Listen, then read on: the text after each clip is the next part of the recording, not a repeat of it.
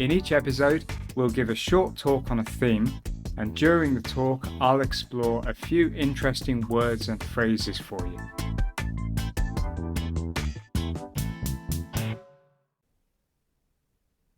With the COVID-19 pandemic looking more and more manageable each month, countries around the world are finally relaxing their border controls, and international travel is an option again.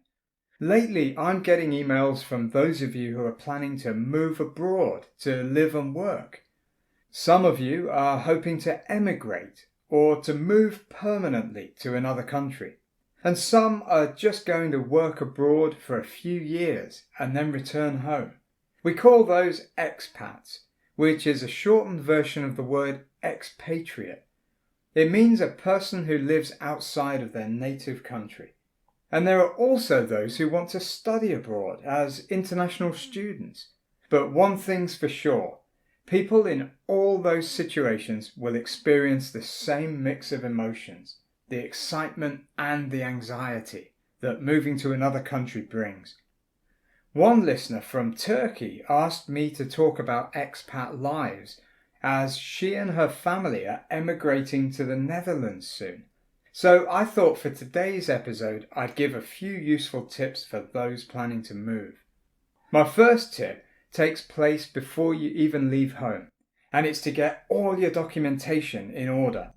It takes a lot of planning.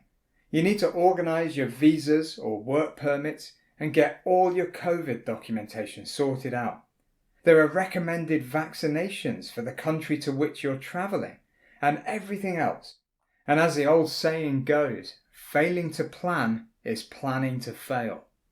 The next big thing to think about is where you're going to live. You might start out staying in a hotel while you figure things out, but the costs can mount up pretty quickly, so you're going to want to find a place to live as soon as you can. Find out what the regulations are for renting in your new city. Will there be agents' fees or a deposit? Will you need references or someone to vouch for you? That last one means someone who will say that you are an honest and trustworthy person. Okay, next tip. It doesn't matter where you move to, there are always going to be things that seem strange because they're different to what you're used to back home. This feeling is called culture shock, and trust me, it's perfectly normal when you move abroad.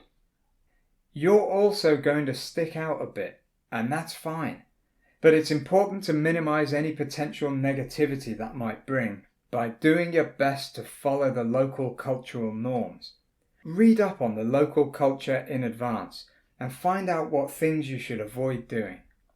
And try to remember that, as the Japanese writer Nitobe Inazo wrote in his famous book Bushido, we should always try to avoid comparing the best parts of our own culture with the worst parts of another.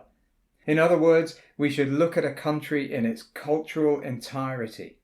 This sort of generosity of thinking can really help to smooth the path for you.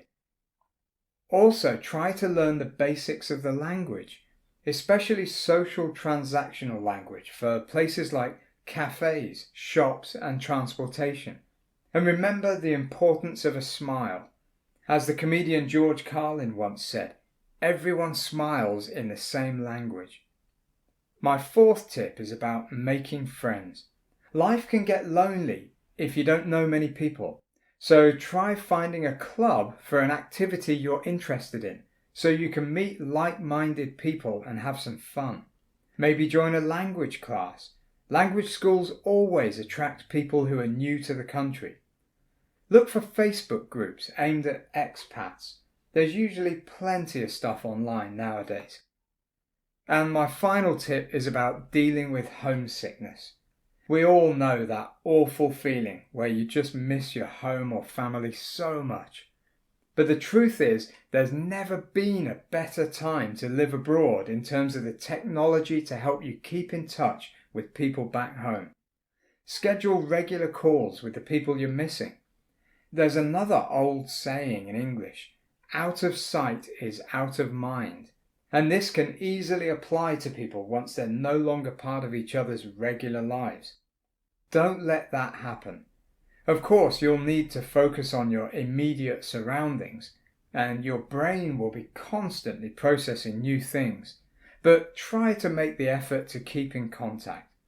Well, I hope that gives some food for thought, and to Zeren and everybody else who's planning a big move, I wish you the best of luck with it. Don't forget to write and tell me how it goes for you.